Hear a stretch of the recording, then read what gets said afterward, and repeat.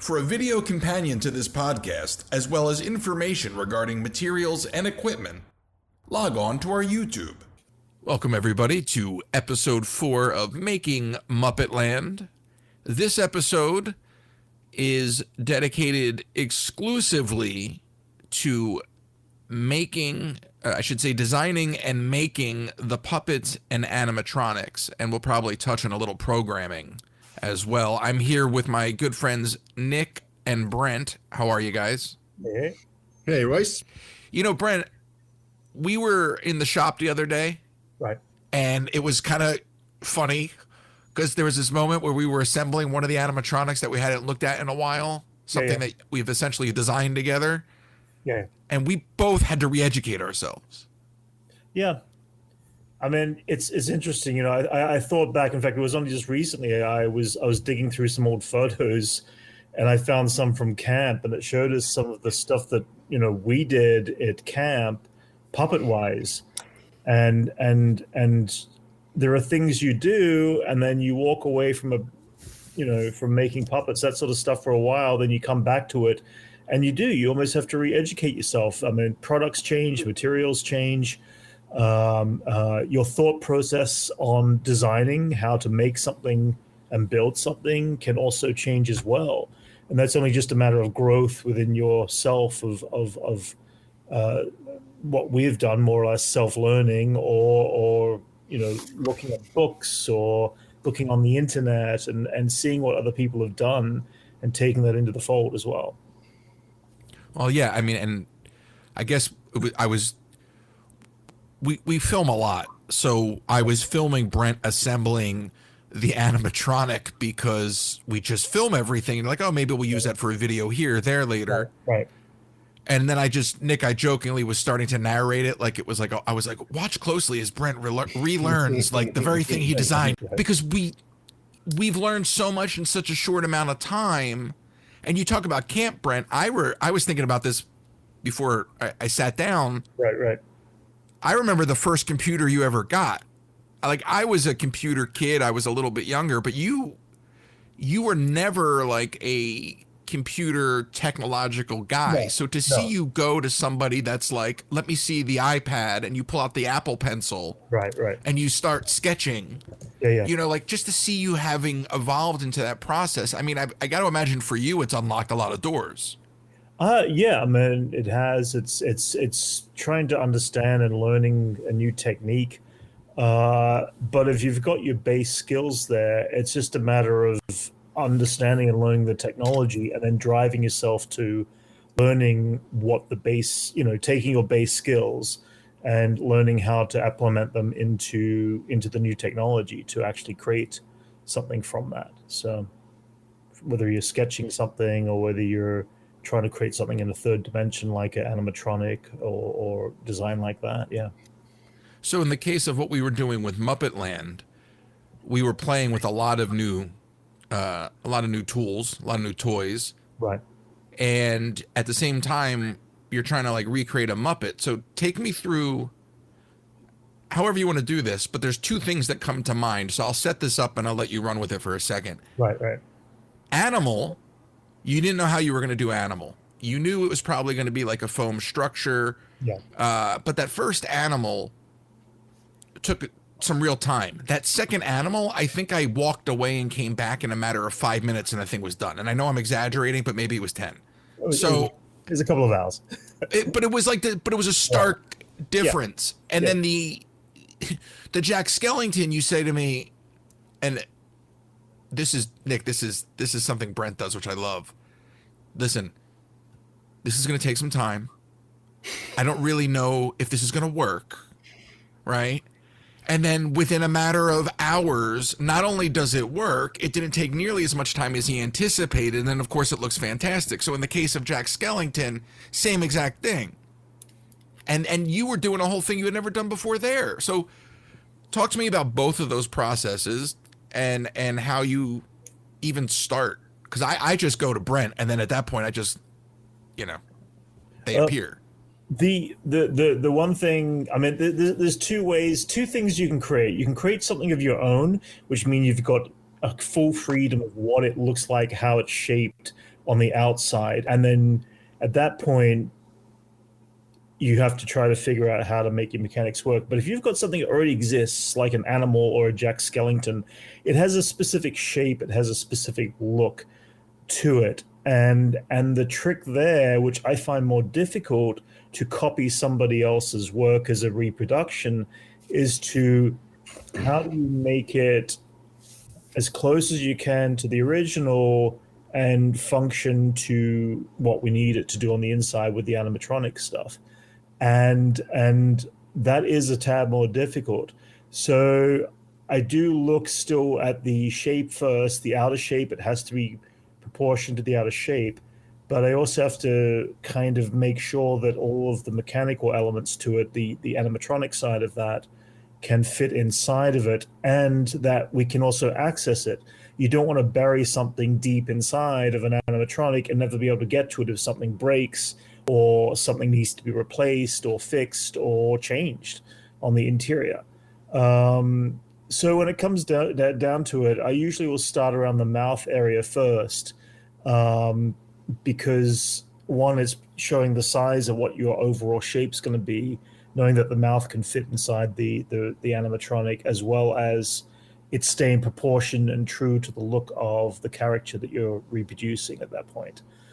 From there, I just simply build up on it.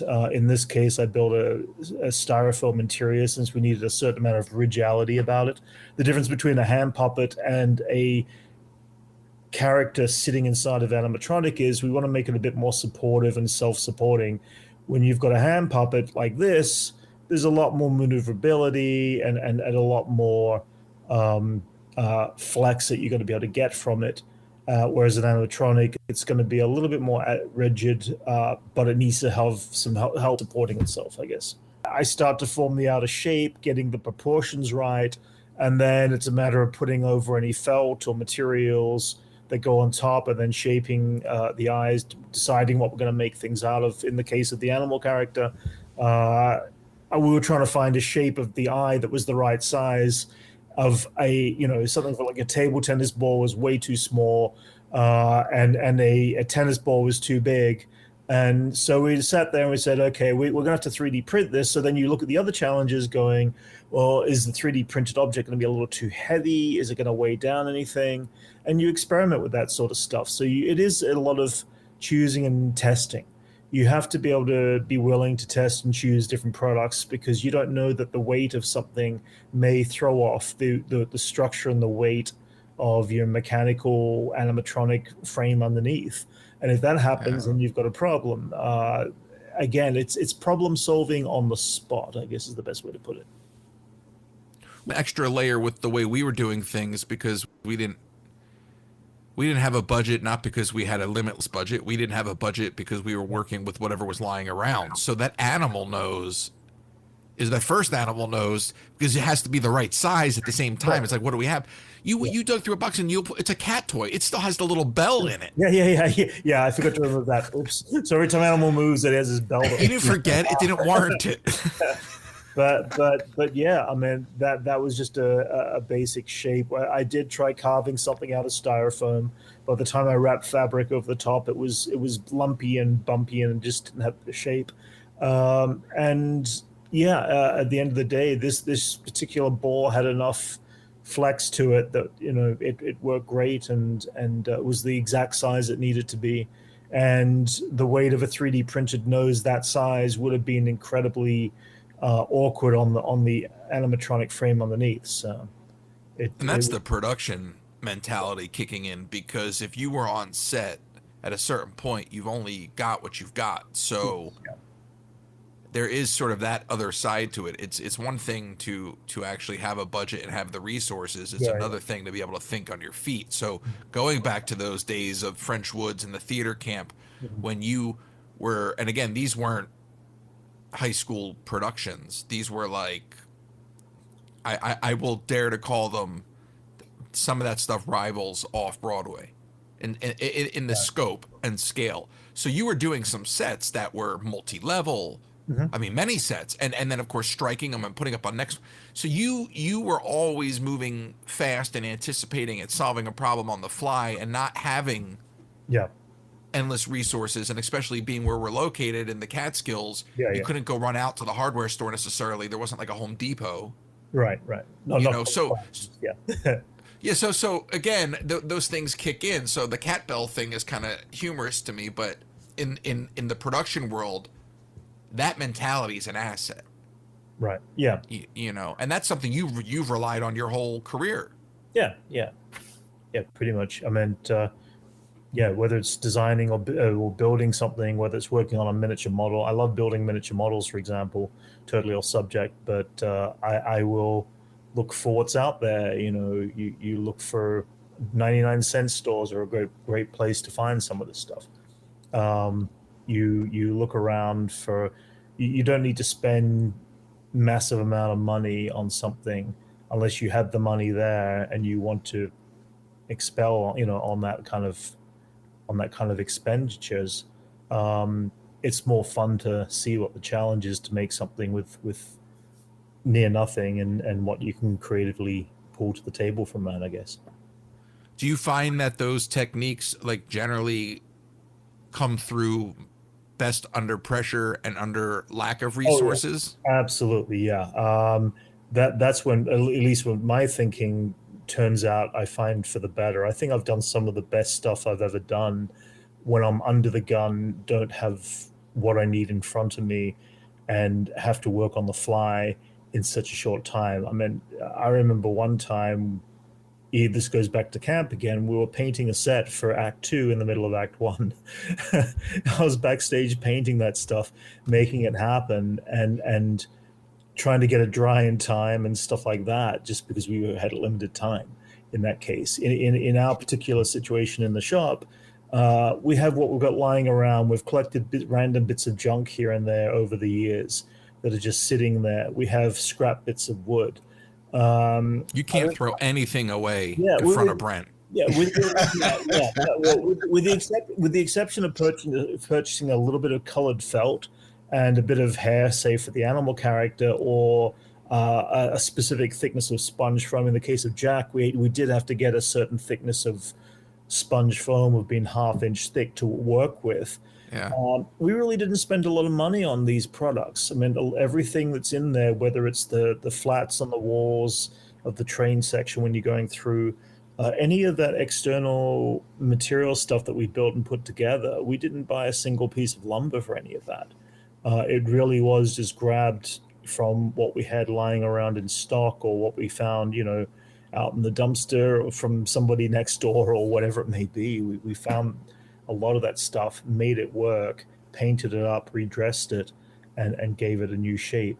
So yeah, in the case of the animatronic Jack, it was just a matter of using skill, a bit of leftover styrofoam, and purchasing very little product, and just a bit of carving in the right direction to make Jack Skellington work, for example. So yeah, It really is like a game show. Yeah, and to that point, Brent, it made me think, because you know, some of the stuff I've done out here in New York, especially a couple of the TV shows I've worked on, right. The budget is zero. Yep. And you almost always can find stuff or make it, well, one, you can always make something work, but two, you can always find stuff online nowadays. Yep. Whether it is an actual studio getting rid of set flats, whether it's just go on Craigslist or Facebook and someone's giving away something for free. Yeah. Yeah. I remember one night we were driving to the studio to do a show, and it was supposed to be like a living room thing, and we didn't have enough lamps or whatever, and it was a garbage night, and literally there were 2 lamps on the street. We threw them in the back of my van, put them on, and the next thing you know, they were on television that night. So yeah, you know, like, yeah, that's it. You can't let budget limit you, because there is free materials. There's whatever you can think of, you will find it, and it's there. You just have to maybe do a little bit extra legwork. Yeah.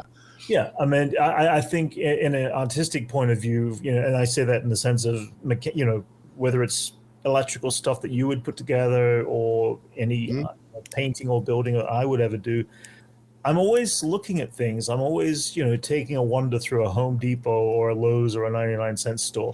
I may not have the budget to buy anything, but I look at stuff and go, oh, that's an interesting shape. how could I use that as a design in a future thing? Is it a science fiction piece? Is it a piece that could be painted and look period? I imagine in the sense of yourself, yeah, you see anything electrical like lamps and stuff like that. How would you create that to become part of a something that you'd wire up and use as a source that you'd need it for? So yeah. That's exactly where I was going to go next, because I was going to say, and you both are this way, the wheels are always turning. Yeah. So whether you're walking down the aisle in Home Depot because you've got to get something for the house, doesn't mean that you're not looking for another opportunity that you may just file away in the back of your mind. And Nick, I know you're the same way. And that's a type of artistry, entrepreneurship. There's sort of a blending there.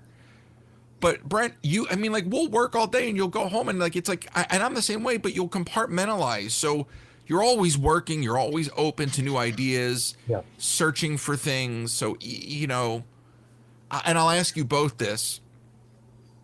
Do you think that because basically it's a 24/7 mindset, because you're always sort of on a personal journey, do you find that the personal self-discoveries feed the innovation that then becomes the work? Or do you find that it's on the job where you actually have the time to learn those things? Which one feeds which one more, I guess, is the question. Nick? That's which one feeds more. I guess it's a different question in a pandemic, right? Yeah, that's definitely part of it. But I think it really is, it's just all situational, where if you're trying to make this thing work, whatever it is, and you are wherever, you will find a way to make it work. And it just feeds it. It's kind of like whatever you put out there into the universe, you're going to get it back. Or it knows you're looking for X, Y, or Z, and you're going to find something that you're going to be able to make it work. Or at least something that you can kind of fake it just enough to to get it to pass on camera. Or, whether you want to, or I guess, for the ride, for that matter, if people aren't up close to it, they can't necessarily see all the mistakes and the nicks and the scratches if you have it painted in the whole grand scheme of things. If it's in the set per se, it takes on a whole new thing. Like, this is a glass, but I can empty this and turn this into some sort of really cool lighting fixture at some point in a shoot, and people will never know it was a glass or a Mason style jar. It is what it is. I think it's like it feeds itself. I don't think it's ever really separate. If that kind of answers what you're asking. But I guess it really, but if you're not always on that personal quest to kind of talk about Brent walking down the aisle and going, oh, that dome, I may not be looking for it today. Because like Brent, you build it, like you said, you build a ton of models on your own time, and it's using the same tools that you would use for work, but it doesn't exhaust the muscle. Yeah, I guess I go back to when I was a kid and a teenager. I built a lot of little models from scratch. They weren't the ones you'd buy in the store as a kit and put them together. No. I would literally design a spaceship from Star Wars. I think I've had there at one point. I built a Jabba the Hutt sail barge and tried to make it in scale to the action figures, stuff like that. But there was a lot of cardboard and wood. So when it goes back to it, what drove me, I was driven more as a kid to just constantly bettering myself. As I got older and I started to work with directors, I would find that I would be less innovated into doing my own stuff, going home and doing my own stuff. I'd rather play with that stuff at work instead. So I'd have a director come up to me and say, we need a room that is a really long corridor and has a door at the end. Well, at that point, I'd be asking, what kind of corridor, and my brain would start sparking, because then I could feed off of a director's understanding of what he wanted, but then add a severe amount. If I went home and decided I'm going to create a corridor of my own, and what would it be? I just wouldn't have any interest or focus onto it. I like to feed off of somebody's base thought and extend on that base thought and make it really creative. Then I get really excited in my own form of how I would actually make that happen, for example. But that changes when you start to do things more in the computer, like 3D design, because now you tend to do a lot of that stuff at home because it takes that time and that focus, or it just is more convenient. Right, but in our simple case or scenario, my feeding point is talking to someone like yourself, the person in charge of the project, going, hey, we need this to operate. And then my questions to you are going to be, well, what do you need? You just need the mouth opening and closing? Does the neck need to turn left and right? Does the neck need to go up and down? Does the arm need to go up and down? What's the involvement? And at that point, you will say, these are the things that we need it to do. And then I'll go, okay, we needed to do this, but I only had this much space to create something. And that's when my brain starts ticking. That's when I can sit down in front of the computer and start to create and design the frame structure of, say, a basic animatronic or a basic shape like that. So, what's a bigger? I'll be diplomatic. What's a bigger challenge? Designing the way you did, like back when we were at camp, on paper and pencil for a high pressure environment like that, or sitting inside of a computer with a mouse, sort of pushing yourself through new hurdles and trying to figure out how to get something down to a millimeter that you don't even know where that knob is, if you will. You know what I mean? The computer, in my particular case, the computer is the challenge. I'm old school. I need to draw something on paper first. Even when I go to do the computer stuff, I still need to sit down and map it all out on a piece of paper. I need to kind of frame it up in my head before I even open the computer up. I need to know that it could work, at least in theory, on a piece of paper. From that, it allows me then to go in and be more precise and not tinker around. I don't find the experimentation in the computer. I find the experimentation on the piece of paper first. And that definitely helps my way of thinking. But for the newer generation, it might be different. You may not be, skilled at drawing, but you have incredible computer skills at how to frame something out. That works all the same. It's just that's just not my style. But if you can bring that same level as you go straight into a computer or draw it straight on a tablet or something like that. That's great. I'm just starting to learn some of that stuff. And it's definitely a cool new medium tool to work with in my perspective, but I still need to resort back to a pencil and paper to start the process going. I get that kind of organizationally too. I know, Nick, you and I are like big list makers. And I have, like, lists. I order like a case of these little notepads and stuff like that. And they're everywhere. So to me, it's the only way, because I'm like Brent, old school. I don't want to fiddle around with, an iPad or a phone just to get an idea out really quickly, because then I end up losing it out of my, just it goes and then it's gone forever. But if I am able to put it on paper right away, it's permanent, Yeah, you got to get it out first. Otherwise, you really can't do anything with it. And that, for me, is like that part. Plus, it's just like there's something romantic, as silly as it sounds, about a pen and paper, like getting it out of your brain and just, using your own hand to draw a sketch or come up with this idea or a list versus just the clinical typing away in a computer. Yeah.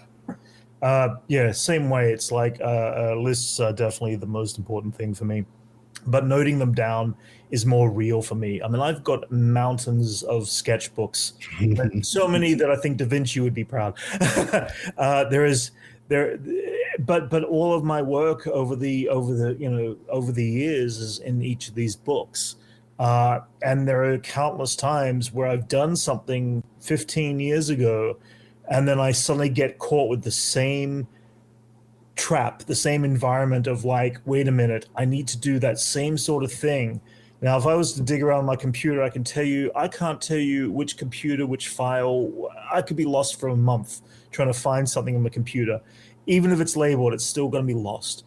I can go to any one of these books and have a look at the date and know that it was about 15 years ago I drew this thing. It's in the front of the book there, the year and all that sort of stuff. I can go in and pull it up, and within a few minutes I can find the page for what sketch it was that I did that I needed to look at as reference material or something like that.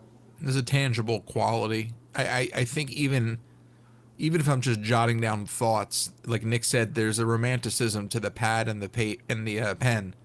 Yeah. Even a pencil, pen, whatever, doesn't matter. The idea that I can sit there, flip the page, I scribble up on the sides, and then turn the page and do it again. And there's something you just don't get. By the way, we say this, yet we use all these devices. It's just when it comes down to the raw brain dumping or the raw, like Nick said, getting the idea out before it just leaves you. Yeah, way easier.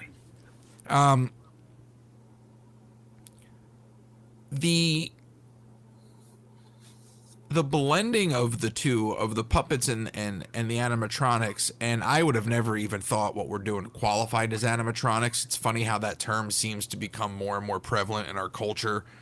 Toys now are referred to as animatronics, animatronic Baby Yoda.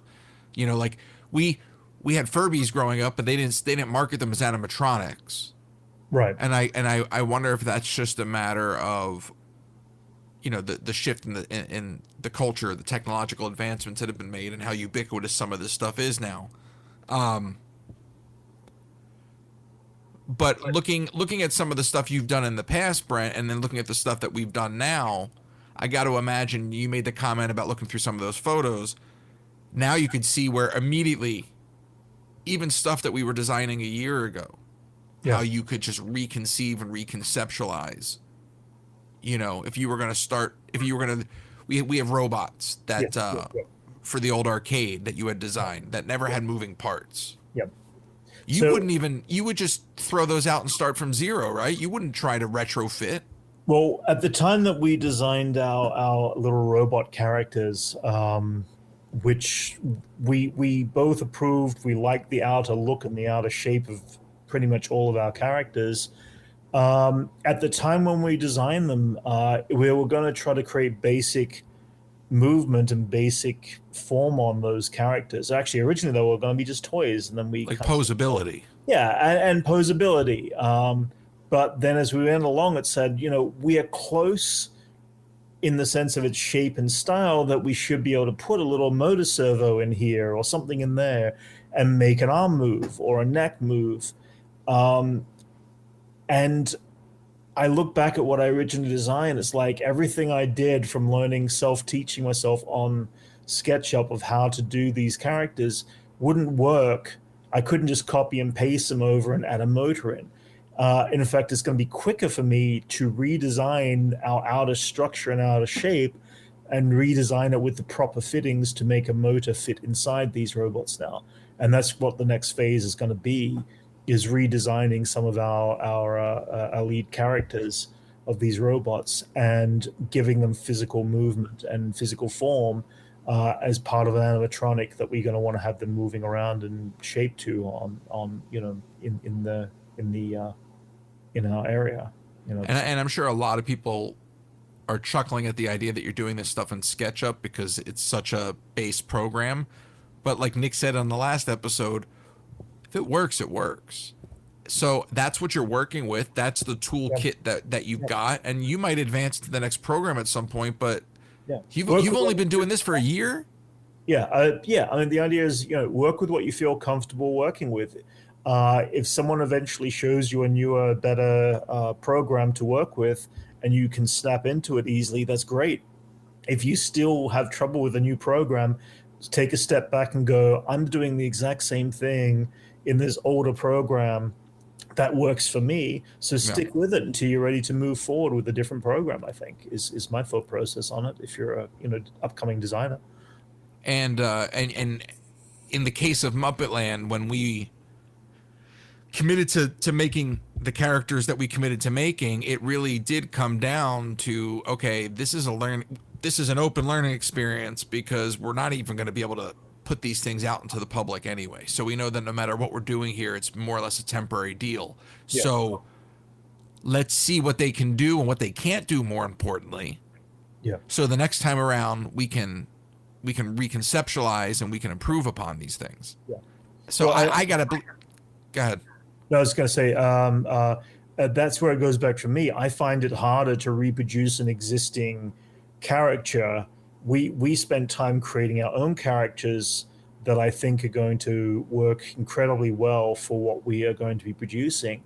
But to go and reproduce something from, the Henson Muppet production company as just an example, just to test, just to experiment with, was much more stressful because you don't want to mess it up. You don't want to make it look completely wrong. But it also gave us the groundwork to understanding how you could try to make something that already exists move, and how much easier it's going to be when you create your own stuff and your own characters to make them move better, or as well as, if I should say. Yeah, no, it's and it's that's the journey. We didn't even really consciously set out on it. I think again, what's really cool is that you've gone from somebody that necessarily wasn't computer friendly or user friendly to somebody now that it's like, when it came down to the conversation about the eyes, Yeah. you almost forgot that 3D printing was on the table. You're like, wait a second, I'll just draw it. And yes, we'll deal with the problems that come along with that potentially, Yeah. but it's a whole nother tool in your arsenal, Oh yeah. Absolutely. And Nick, same thing with you and the lighting side of all this and the programming side. Again, you're not in LA with us, so a lot of the conversations have been predicated on I'm trying something new with programming, but ultimately it's like once you get up on the bike, you're gonna be like, oh, okay, this is how this works differently than what I do over here, and I can't wait to get you in front of some of this hardware because you actually haven't been in front of it. But it's not that different.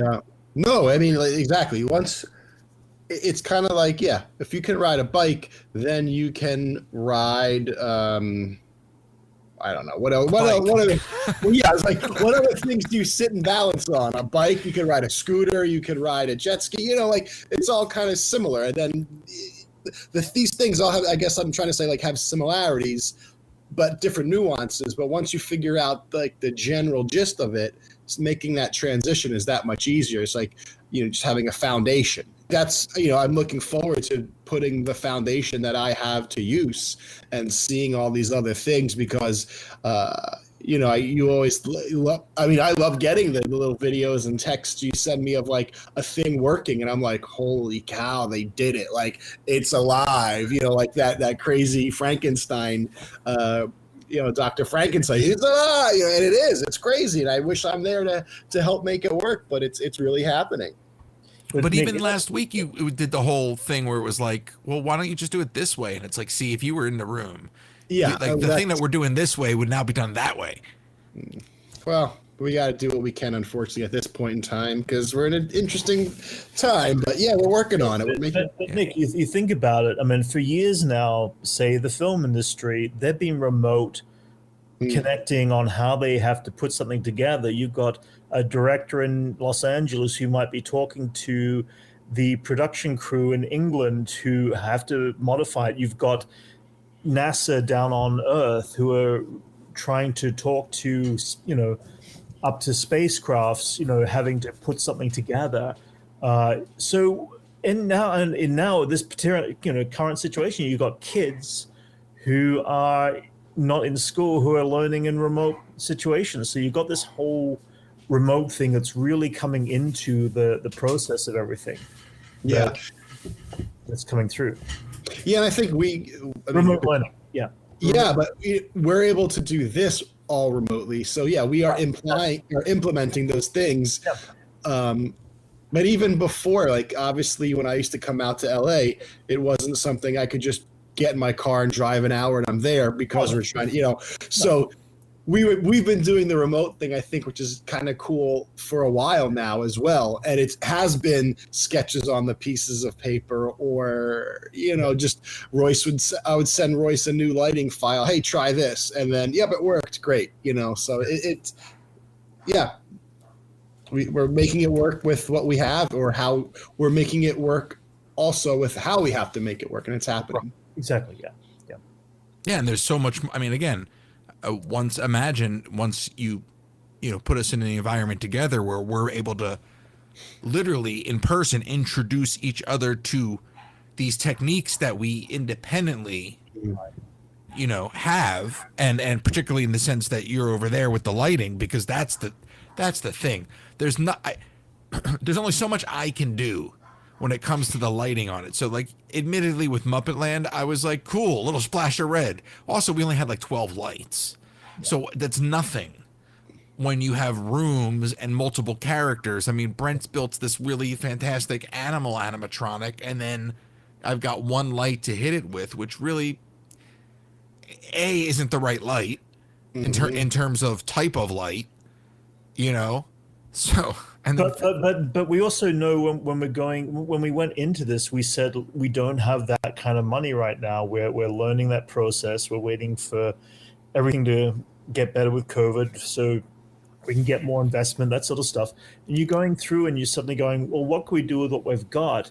We know that with a bit more budget going through with something, you end up by having the proper amount of lights that are going to cover something. You've got the extra servos to move something. So again, that's the difference between testing it on a test situation simulation like we've created, and taking that test simulation, moving it forward. You've solved a lot of your problem solving in the testing of all this. You're just going to have a few more lights to play with, or a bit more felt to make on the Muppets and the characters, or whatever it may be there. You're going to have the extra DMX cables for 10 of them if you need them, or more, or whatever it needs to be to do 10 more different things than what we're already producing. So the limited amount of what we've created is just the test subject of what we could do and advance to in the future. We just need to know it works, and we've tested it. We know that it works. Now we just take that into our next stage, into the actual, into a bigger environment. One of the things on my end that I think that speaks to what you're saying, we have a box. So I'm using ShowForge software with Vagal hardware. And basically you've got like a main hub that then speaks to all these little IO boxes. And one of them plays video. And that allows me to, like in the train car room, that allows me to say, okay, right here and now on the timeline, play this video to those monitors. So that box gives me 2 channels. Right. Well, I took one channel and I matrixed it to the train room onto 4 displays. And then I took the other one and I put it on our transparent LCD screen, which is way smaller than we would like. But if you're going to take apart a TV for the first time, start small. And so when it came to like the Haunted Mansion, and then it came to the projection room, I had to use Raspberry Pis and just run stuff on loops, and actually wasn't sure which way I was going to split that. At a certain point, I wasn't sure if I was going to use the Pro VP and be able to control the stuff on the projectors, meaning for this demo ride, this Muppetland ride, I would be able to stop and start what goes on in the projection room, versus doing it in the train room and then just using Raspberry Pis and running stuff on basically what amounts to a 30-second loop in the projection room. And all of that is just something I had to decide on my own. But ultimately what I decided to do was, look, by the time you get to the end of the ride in the projection room, you've got that we've accomplished something here. So at this point, if people see that these videos are on 30-second loops, they'll understand why. These are artificial limitations. This is not a limitation predicated on me not knowing what I wanted to do or Brent not knowing how to do it. It was, we only have this many channels, So, but you don't let those things hold you back. And again, that was the whole darn exercise from the gate, was like, look, this is what's around us. How far can we push this thing? Well, I mean, one of the things that you did that I noticed was creative. It was creative in thought, but not in power. And that was, but you had the little Rizzo puppet wired to our 3 skeleton mouths, because you were trying to make them all function at once. And it was kind of cool because Rizzo's sitting there and his head's bobbing all over the place. And then the first skeleton mouth is going, yeah, okay, okay, we've got some movement. And the second skeleton mouth was like barely even opening, and the third one just wouldn't even move. And at that point, you sit back and go, well, yeah, okay, great idea, great concept. but you know your limitations. Your limitations are you can't have 4 characters running off of one wire, and that you do have to divert them. Again, that's part of the learning process, though. That's part of the experimentation. You're not going to know this sort of stuff unless you experiment with it first and learn your failures and succeed upon your failures. But from the process. That's a perfect example of where standing in the room, Nick would have been like, look, you've only got this much power here.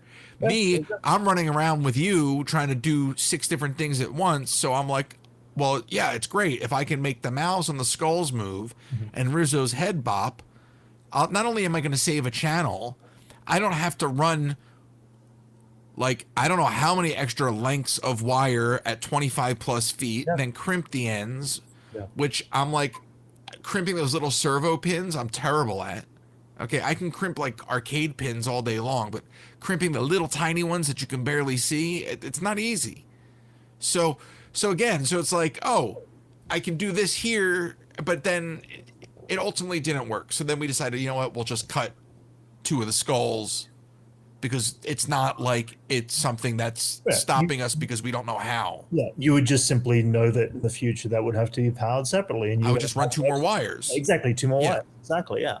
So again, there's part of the learning process that we found. It's part of the learning process anyone would find when they're playing around with this stuff. So you just might have someone like a Nick that would be able to immediately tell you that no, that's not right. Or he would have crimped the wires correctly. Or exactly. Yeah.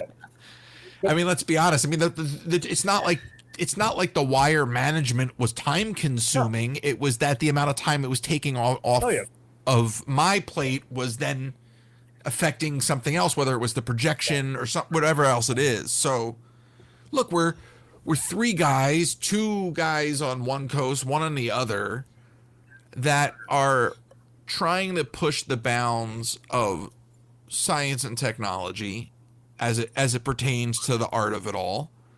And I'm excited because, we decided to do this. We decided to do this Muppetland podcast as sort of a precursor, give you a little history on how we got to even doing this thing, share the honest truth about our own learning experiences. But it's really scratching the surface because, Brent, last week we went back to what used to be the arcade spot and took a fresh look for the first time since this pandemic started, which is the better part of a year. And we started re-envisioning the new space. So we've got a lot coming. We've learned a lot. We're going to share one more episode of this with you, which I think will be good because it'll be an opportunity for us to kind of wrap up some loose ends, but really talk about where we're headed next and some of the things that we want to tackle. I think ultimately, from the broader perspective, the year's wrapping up. We're on the horizon of being able to start building this new place. So maybe like going into the new year, we could take this conversation that the 3 of us are having, start to maybe bring in some guests, engage the audience a little bit more. And maybe, there's sort of a way that we could take this format forward, now learning from this experience here. And I'm not saying this like this is episode 5 because it's episode 4, but I'm making the point that if we can then wrap this little 5-part deal up and make it the jumping off point for a way that we can stay connected with folks. Because, Brent, I put up that video the other day on TikTok and you saw how many people wanted to get involved. Right. Yeah. And actually help design this or do that. Right. Yeah. And, I love the collaborative nature of that, and there's a way that has to be done right. But I love the idea of opening up the community, starting the conversation, bringing in, outside talent. You're talking about folks from all over, work remotely. We're doing this remotely. It's great. Especially those who are really just interested in the subject material, that we're trying to produce and believe in that too. So here's what we'll do. We'll wrap this episode up because that's what you do at the end of an episode. And next week, you know, I want to talk a little more about programming. I still feel like, Brent, we didn't even get to the crux of the whole how the next day that you go to make the second animal, it's made in 5 minutes. But I guess it's really the overarching lesson of once you work through the exercise. Yeah, it goes through that once you know what you're doing, it becomes quicker and easier to do it and repeat that over and over again. I find we had to make the second one a little bit tinier, but it had no difference in the way that we actually managed to make everything operate on it and how the final look was to it. So it just is. It's hard to make the first one. It's much easier when you have to reproduce it a few more times after that, I find. And what a perfect way to end it, because Nick, we're going to take that lesson to the next ride. It'll be a lot easier. Nick gets a free pass because he got to just sort of, I was going to say, he got to be the Bosley, but I'm afraid nobody's going to get the reference. I observed and supervised remotely. That's kind of a little Bluetooth speaker on the shop shelf. No, but it's good because we're going to take that very fundamental idea. That is what we're applying, not only to building a new experience and a new ride and taking what we've learned and expounding on it, but even with this, we're going to wrap up next week. One more episode 5 of Making Muppetland, but it's really just the beginning. We'll come into the new year and let's keep doing this. If you guys are up for it, I'd love to. I'd love to make it maybe a weekly thing where we talk about our progress. Yeah. Share with people what we're doing and drill down a little bit more about the experiences. Yeah, totally. I'm in. Wonderful. All right. I'll see y'all next week. See you guys. See ya.